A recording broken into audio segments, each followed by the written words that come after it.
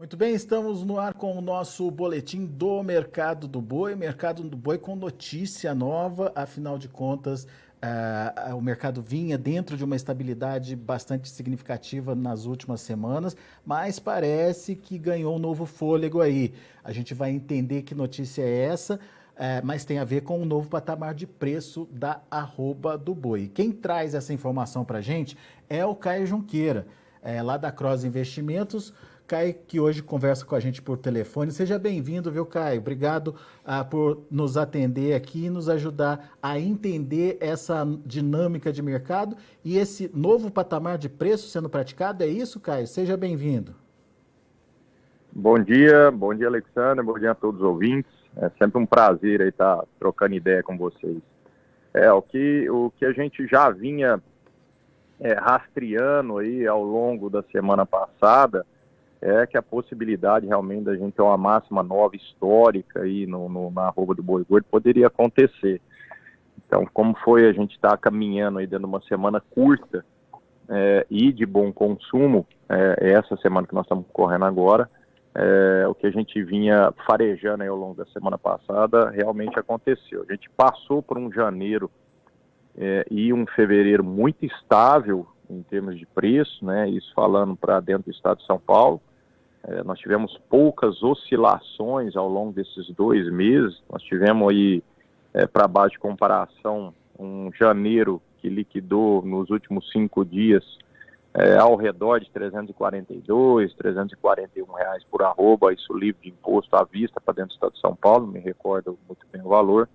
E a liquidação do mês de fevereiro foi de R$ 343,94. Então nós tivemos aí praticamente, aí, não são 60 dias, porque fevereiro é um mês mais curto, mas nós estamos praticamente aí com 60 dias de estabilidade. Teve muito a ver com a retomada da China, né? A China saiu e aí depois voltou, então teve recomposição de estoque, ela usufruiu e consumiu o que ela tinha estocado. A gente tinha também uma coisa que a gente precisava levar em consideração nesses 2 meses também era o feriado chinês, o ano novo chinês. E agora parece que esse término lá de período de feriado, a China parece que voltou com uma fome muito grande.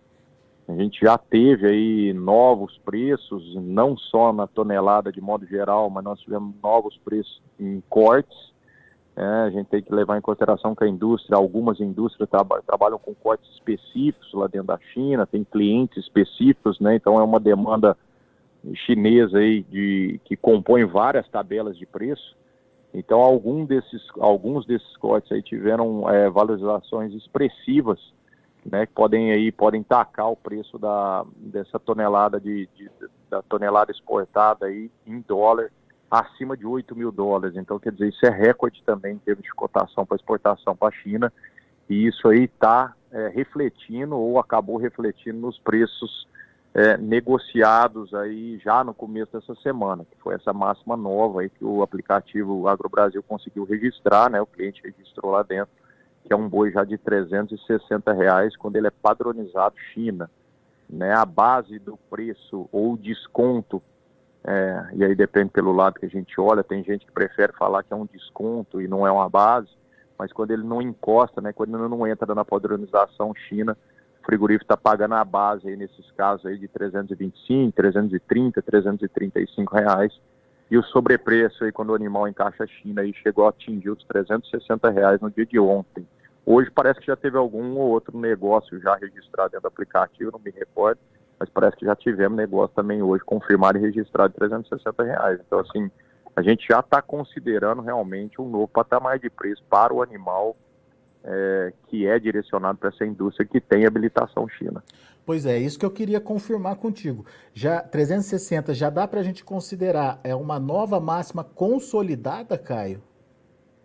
Sem dúvida nenhuma, é uma máxima nova já consolidada. Muito bem. Vamos trabalhar com esses preços a partir de agora, mas isso na Praça São Paulo. Isso acaba puxando outras praças também?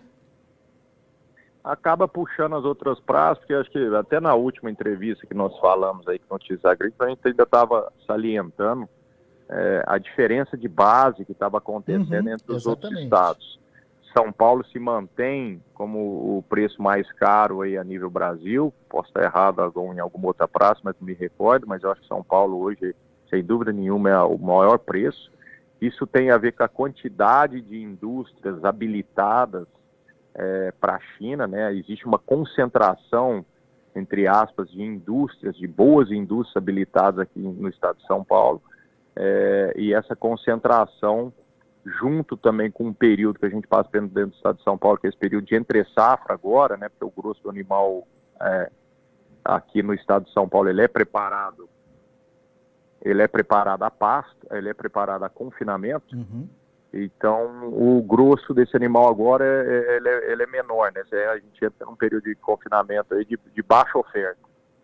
Então, você tem realmente uma procura muito maior aí que faz essa sustentação. Você deixa uma diferença de base entre os outros estados extremamente aberta. Por exemplo, você tem hoje um boi no Mato Grosso do Sul sendo negociado de R$310. Então, nós estamos falando aí de R$50 de diferença. Então, provavelmente, o estado de São Paulo vai buscar essas indústrias maiores, habilitadas para a China, provavelmente vão começar a andar um pouco mais longe nesses estados que fazem divisa aqui com São Paulo, justamente para buscar esses animais que se enquadram também no padrão China. Então, São Paulo puxando, provavelmente vai puxar os demais estados, sem dúvida. Muito bem. Agora, quando você diz desse potencial de alta do preço no mercado internacional, começou pelos cortes ou a própria commodity também está sendo puxada, Caio, pela China? Eu acho que, de modo geral, a commodity está sendo mais consumida lá e está tendo um pouco mais de procura. Então, acho que isso é meio que de modo geral. É óbvio que você tem um outro corte que tem uma valorização um pouco maior, que vai compor o preço dessa commodity, né? Então, acho que é mais ou menos dessa forma que você acaba fazendo a formação de preço lá para fora. Então, o que você está me dizendo é que quem está fazendo China não quer ficar sem escala, e daí começa a disputa pelo boi que está à disposição aí no mercado, certo? Exatamente. Acho que o boi China, ele dá uma margem extremamente gratificante para a indústria. Então, a indústria, ela não quer ficar sem essa escala, ela não quer ficar sem esse produto, né? Então, como o processo de exportação, ele leva muito mais tempo que o fato de você processar uma carne e jogar para dentro do mercado interno, você tem que comprar, você tem que fazer o corte, a desossa, você tem que colocar num transporte, você tem que colocar num navio, o navio leva X dias para chegar até do outro lado do mundo. Você tem também o fator dólar, que influencia demais nesse sistema, né, de exportação, do valor da arroba que está sendo exportado. A gente precisa lembrar que ao internacionalizar esse dólar, o frigorífico precisa converter para moeda local. Então, quanto mais o real desvaloriza, ou seja, quanto mais alto fica o dólar, mais dinheiro acaba sobrando no caixa da indústria. Então, você tem um processo um pouco mais demorado, um pouco mais, que precisa ser um processo um pouco mais profissionalizado. Então, leva um pouco mais de tempo, leva um pouco mais de demanda, leva um pouco mais de organização para a indústria. Então, a indústria ela fica com uma programação teoricamente um pouco maior. Ela não leva uma programação de uma semana só de abate. Ela precisa levar uma programação de 10 dias, de 20 dias. Ela precisa ter uma padronização desses animais, um fluxo já desses animais entrando para o abate, porque dessa forma ela consegue fechar um câmbio na parte de exportação, às vezes na própria bolsa, às vezes fazendo uma troca, às vezes com um banco, e ela já consegue também fazer um fluxo de exportação conforme ela vai fechando os contratos. Então é interessante você ver que essas indústrias que são habilitadas chinas, elas têm muito mais interesse de ter uma escala um pouco maior, e não necessariamente essa escala um pouco maior reflita num apetite menor dessa indústria de querer pagar menos, né? Então você vê que ela precisa andar com um cronograma um pouco mais esticado do que quando a gente olha para uma indústria de mercado interno que anda com um cronograma aí de 5 dias, 6 dias, 4 dias. É bem diferente, né, a gente analisar as indústrias maiores que colocam carne para fora do que as menores com o mercado interno. Né? Ficou muito claro para a gente o comportamento dos frigoríficos de mercado externo, que exportam a carne. Agora você tocou num outro ponto importante, que é a dinâmica de comercialização dos frigoríficos que trabalham mais focados no mercado interno. De alguma forma o boi China acaba puxando o boi comum junto, certo, Caio? E como é que fica para essas indústrias de mercado interno administrar esse preço aí, essa alta? O Alexandre, a indústria do mercado interno, que faz só o mercado interno, ela está realmente, assim, tá precisando sambar o samba aí da carne do mercado externo, da China. A indústria do mercado, existe o mercado interno, a precificação do boi casado aqui no mercado interno acaba sendo uma composição de preço da commodity carne que fica no Brasil, da commodity carne que sai para o mercado externo. E aí ela pode sair China, Estados Unidos ou qualquer outro país habilitado. Então é uma composição de preço. Então a indústria do mercado interno, ela sente a necessidade de ficar cada vez mais com a escala curta, porque ela precisa sentir o movimento do mercado interno. E o movimento do mercado interno, ele está ligado ao que está saindo para fora, em termos de volume, para fazer justamente essa composição.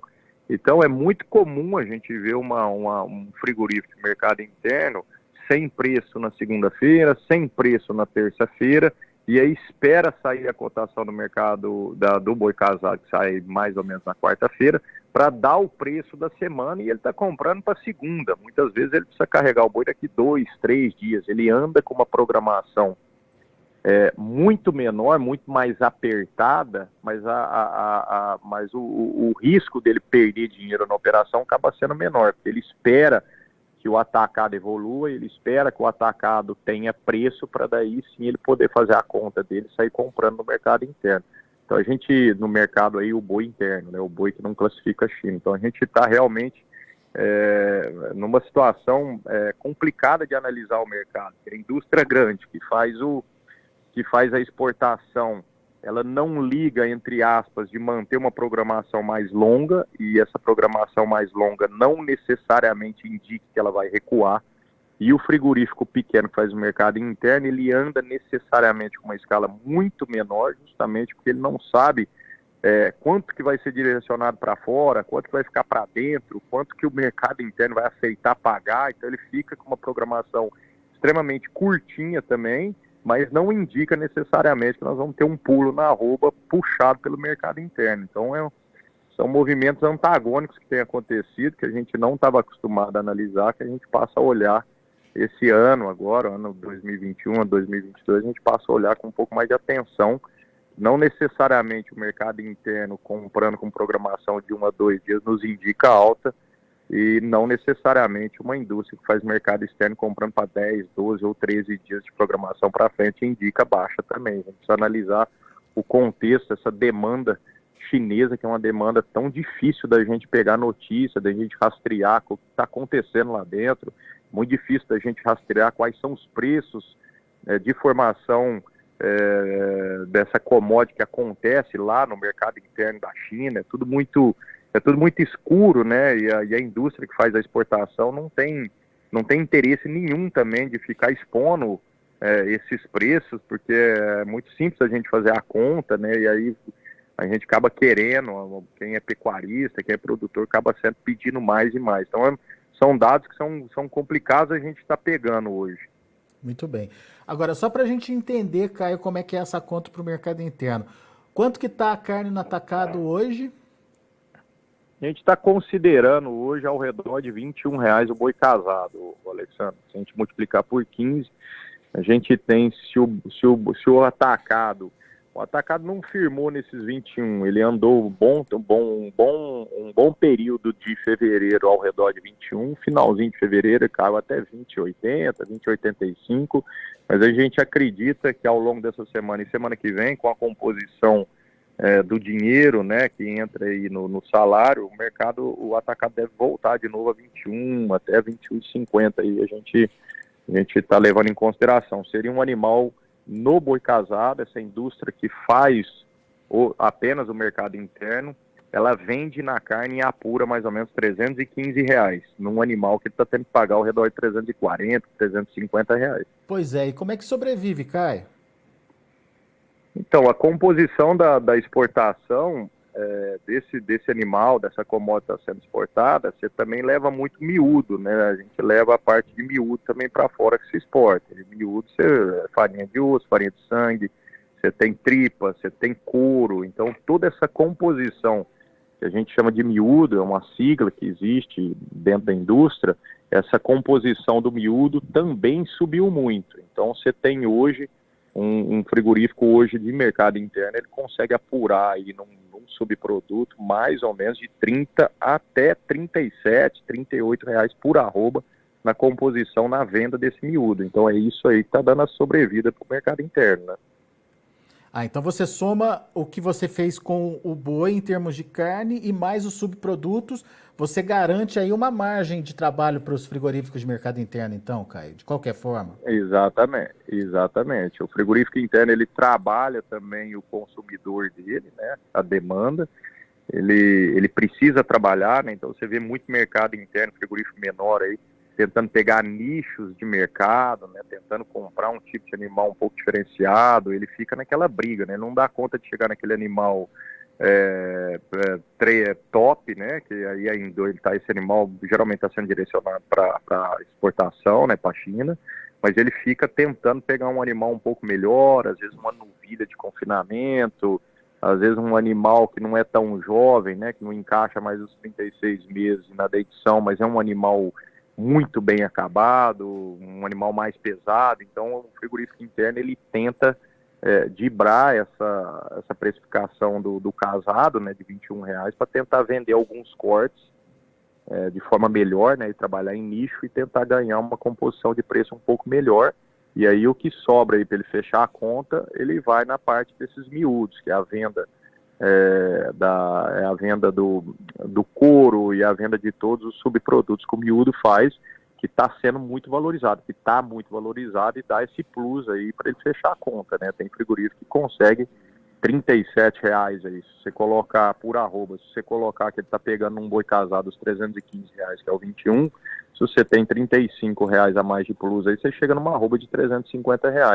Se ele está conseguindo comprar um boi de 342, 345, é o que vinha acontecendo no mercado interno ao longo da semana passada, o frigorífico consegue arrumar uma margem aí para sobreviver, né? Mas ele trabalha realmente no fio da navalha, justamente porque ele fica muito exposto no mercado interno, não pode se comprometer com uma escala muito comprida, porque a oscilação no mercado interno ela é abrupta, então ele trabalha realmente no fio da navalha mesmo. E essa valorização do subproduto também tem a ver com China, Caio? Também tem a ver com a composição das exportações com o mercado interno. É um plus, os dois, né, Alexandre? Você tem 10 quilos de carne produzida no Brasil. Se você está saindo com esses 10 quilos de carne, você sai com 42%, você tira do mercado, então você tira do mercado e põe para o mercado externo, então você tem quase metade do que está sendo produzido, 42% saindo para o mercado externo, então o preço do mercado interno, do externo acaba influenciando na formação de preço de toda essa cadeia, inclusive para quem fica no mercado interno, né? Muito bem. Agora, Caio, olhando o que está acontecendo agora e tentando fazer um exercício para as próximas semanas, essa dinâmica continua? Podemos ver novos preços? Tende a se estabilizar no novo patamar? Qual que é a sua expectativa? Então, Alexandre, vai ser muito difícil a gente começar a desenhar um horizonte conforme a gente vai ficando extremamente exposto à China, né? Um país comunista que dá direito para nós sabermos pouquíssimos dados do que acontecem lá dentro. A indústria que faz a exportação não tem intenção nenhuma em abrir esses preços que eles estão exportando, então fica extremamente complicado. O que eu posso falar aí, se eu posso dar deixar alguma dica, é que o pecuarista, o produtor, procura as ferramentas de gestão de preço, né, que é a bolsa, ou talvez até fazer travas com indústrias, mercado a termo, ou mercado na bolsa aí de preço mínimo, correr atrás dos seguros de preço, porque a gente tem ficado a cada dia que passa mais exposto à China, mais exposto à vontade desse grande consumidor, e ele é um consumidor voraz aí, a gente chegou em alguns meses aí de 2021 a exportar quase que tudo que era produzido, chegou a sair quase que 40% de tudo que era produzido, e tudo que foi exportado, a China abocanha quase que 60%, 65%.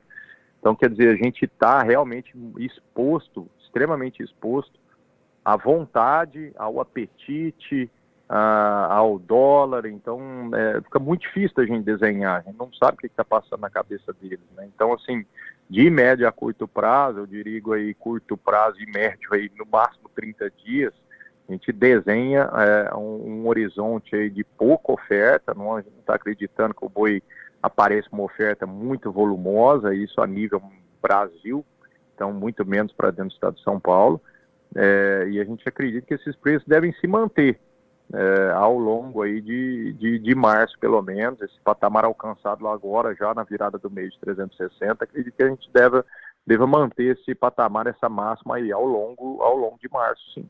Então, é um mercado muito firme, muito consumidor, muito procurado, né, em termos externos, quando a gente olha e analisa a demanda da China, né? Essa tensão Rússia-Ucrânia, de alguma forma, pode afetar esse mercado? Você tem sentido alguma, não digo paralisação, mas pelo menos alguma demanda mais retraída aí em função do que está acontecendo por lá? Ou é vida que segue, as exportações estão fluindo normalmente, Caio? A gente precisa ficar de olho, porque parece que o Minerva, se eu não me engano, já fez um movimento de cortar o envio de carne das plantas, pelo menos no Paraguai, para a Rússia. E a Rússia, apesar de não estar nas top 3, top 5, acho que ela é top 7 ou 8 aí, até entre os 10 maiores importadores de carne nossa. Então, a gente tem que ficar atento, sim. Essa seria a parte negativa, né, da gente ter, às vezes, um player tomando alguma entrave, alguma coisa acontecer para a gente não dar conta de exportar para esses países importantes. Isso pode acontecer. A gente tem também o frete marítimo, você tem todo esse conflito ali na beira, então pode ser que isso aí interfira, sim. A gente precisa ficar de olho.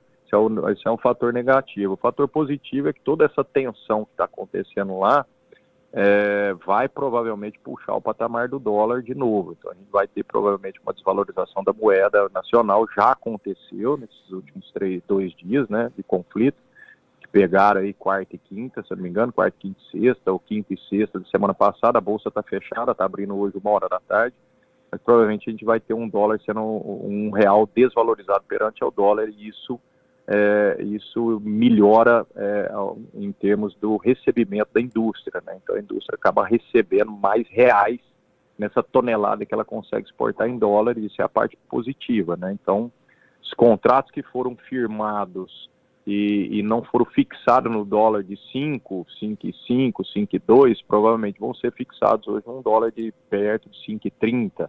Então isso é dinheiro a mais na última linha do exportador, é fluxo a mais no bolso do exportador, da grande indústria, e abre uma lacuna realmente para a gente ter uma arroba ainda mais valorizada, né? Então essa é a parte positiva de todo esse conflito. Então, Caio Junqueira, meu caro, muito obrigado pela sua participação aqui com a gente no Notícias Agrícolas. Volte sempre, Caio, sempre bom te ouvir. Lembrando que tem o aplicativo Agro Brasil para você poder acompanhar mais de perto.